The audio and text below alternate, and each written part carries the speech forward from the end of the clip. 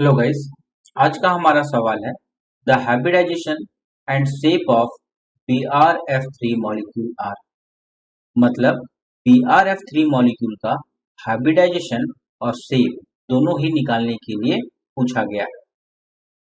Friends, आप एक बात को याद रखिएगा कि यदि कभी भी किसी भी मॉलिक्यूल का अगर आपसे शेप निकालने के लिए पूछा जाए ना, तो आप उस मॉलिक्यूल के सेंट्रल एटम को पकड़िएगा और ये मालूम करने का प्रयास कीजिएगा कि उस सेंट्रल एटम के पास कितना नंबर ऑफ लोन पेयर है और वो सेंट्रल एटम कितना नंबर ऑफ सिग्मा बॉन्ड बनाया हुआ है।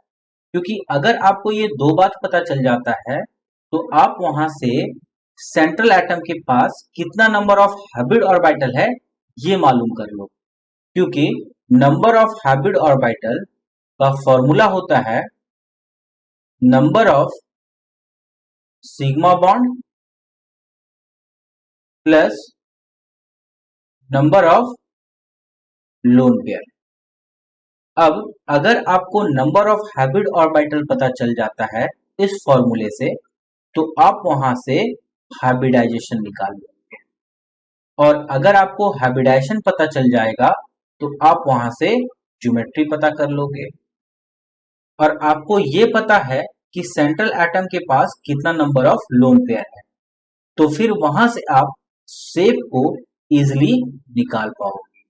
हम लोग इस प्रोसेस को फॉलो करेंगे और BRF3 का हाइब्रिडाइजेशन और शेप दोनों ही निकालेंगे।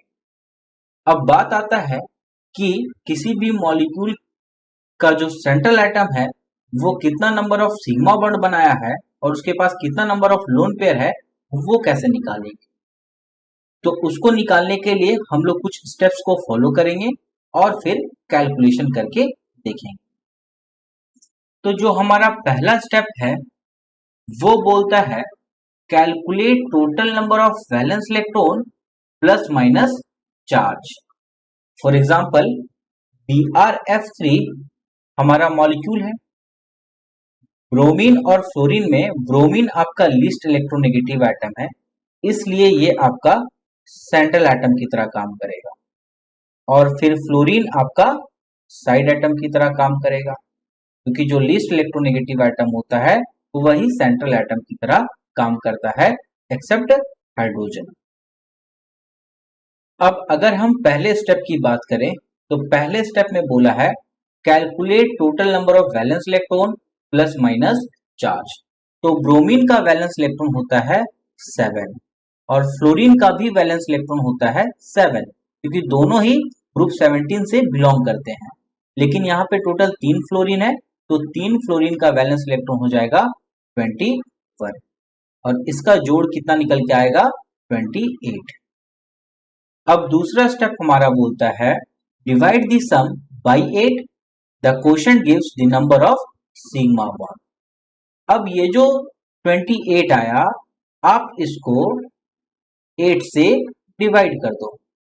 तो जैसे ही हम 28 को डिवाइड करेंगे 8 से, 8 3 जा 24, 4 आपका रिमाइंडर आएगा और 3 आपका क्वोशंट आएगा। अब ये जो क्वोशंट है ये देगा नंबर ऑफ सिग्मा बॉन्ड। मतलब आपका सेंट्रल एटम कितना सिग्मा बॉन्ड बनाया है वो ये नंबर। ठीक है। अब थर्ड स्टेप क्या है? थर्ड स्टेप है हमारा divide the remainder by 2, the quotient gives the number of lone pair. मतलब ये जो रिमाइंडर निकल करके आया 4, इसको आप 2 से डिवाइड कर दो, तो 2 2 जा 4। यहाँ पे कितना हो गया रिमाइंडर 0, और ये जो 2 निकल के आया क्वोशंट, ये क्या देगा नंबर ऑफ लोन पेयर। मतलब सेंट्रल एटम के पास कितना लोन पेयर मौजूद है। अब एक और इंपॉर्टेंट बात, if hydrogen is directly connected to the central atom then take its valence electron 7, otherwise 1।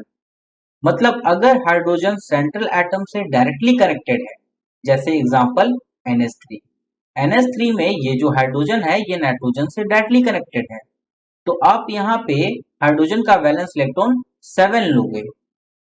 अगर हाइड्रोजन सेंट्रल एटम से डायरेक्टली कनेक्टेड नहीं रहेगा तो आप उसका valence electron as it is 1 लोगे।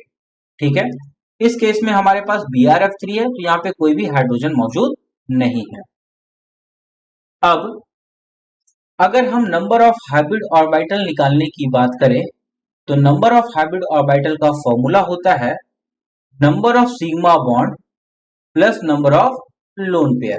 तो नंबर ऑफ सिग्मा बॉन्ड हमारे पास 3 है और नंबर ऑफ लोन पेयर हमारे पास 2 है। तो नंबर ऑफ हाइब्रिड ऑर्बिटल कितना निकल के आ जाएगा, 3 plus 2 and this is equal to 5।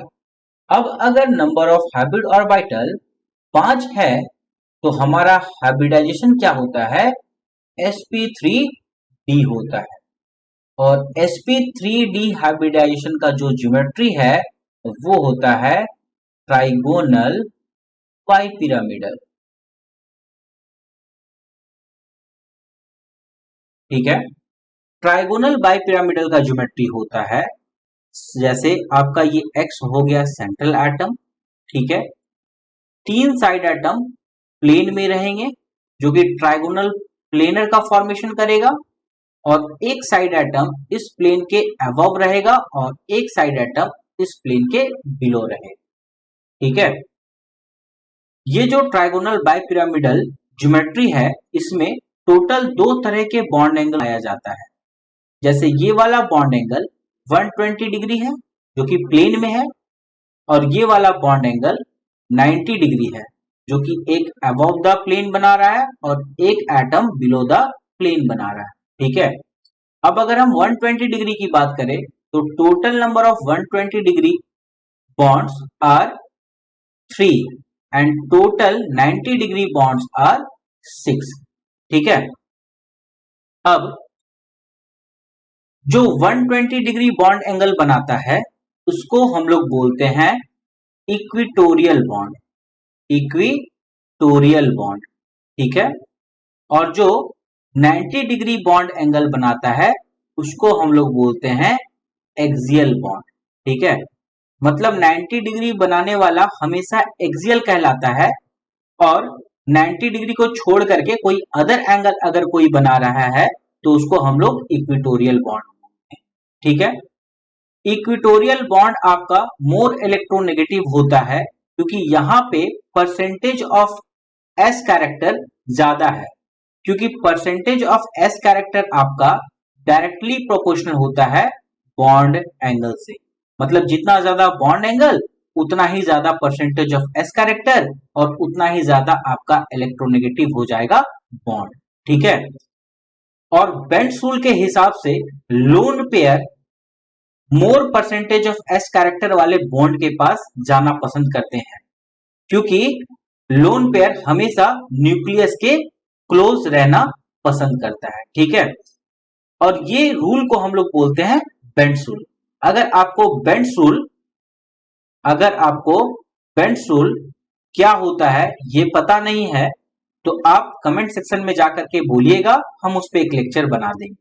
ठीक है, अब हम बात करते हैं BrF3 का शेप के बारे में। ठीक है, BrF3 के शेप के बारे में, तो ब्रोमीन आपका सेंट्रल एटम है तो ब्रोमीन को हम लोग X के जगह पे रख देंगे। ठीक है, और 3 फ्लोरीन को हम लोग ऐसे अरेंज कर लेंगे।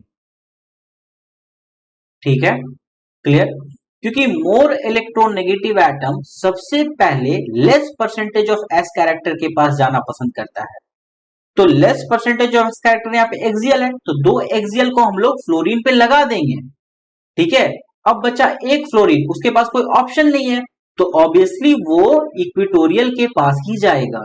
ठीक है, अब हमें ये पता है कि इस ब्रोमीन के पास 2 लोन पेयर मौजूद है। ठीक है, अब लोन पेयर बेंट्स रूल के according more percentage of S character के पास जाना चाहता है, इसलिए ये 2 लोन पेयर इन दोनों इक्विटोरियल पोजीशन को ऑक्युपाई कर लेगा। ठीक है, अब हम इस शेप की बात करें तो इस शेप को बोलते हैं टी शेप्ड। क्या बोलते हैं? T shaped. ठीक है, तो BrF3 का हाइब्रिडाइजेशन sp3 हो गया और जो शेप निकल के आया वो टी शेप निकल के आया है। तो ऑप्शन क्या हो जाएगा? ऑप्शन आपका ए हो जाएगा, sp3d हाइब्रिडाइजेशन हो जाएगा और आपका बेंट टी शेप्ड आपका सेफ हो जाएगा। बेंट इसलिए बोला गया है क्योंकि ये जो लोन पेयर है ना, ये लोन पेयर यहाँ पे कुछ रिपल्सन क्रिएट करेगा, क्योंकि लोन पेयर बॉन्ड पेयर में रिपल्सन होता है, सबसे ज्यादा तो होता है लोन पेयर में। तो ये लोन पेयर आपस में रिपेल करेगा, ठीक है। अब ये लोन पेयर ये बॉन्ड पेयर के साथ रिपल करेगा, ये लोन पेयर ये बॉन्ड पेयर के साथ रिपल करेगा। तो आपका जो ये टी शेप्ड है ये कुछ बेंट हो जाएगा, मतलब जो आपका ये फ्लोरीन है, ये फ्लोरीन डिस्टॉर्टेड हो करके आपका कहीं थोड़ा सा स्लाइटली ऐसा हो जाएगा, और ये भी फ्लोरीन बेंट होकर के थोड़ा सा स्लाइटली आपका ऐसा हो जाएगा, ठीक है। तो हम लोग इसको क्या बोलेंगे, बेंट टी शेप्ड बोलेंगे, ठीक है। इसीलिए ऑप्शन में दिया गया है बेंट टी शेप्ड।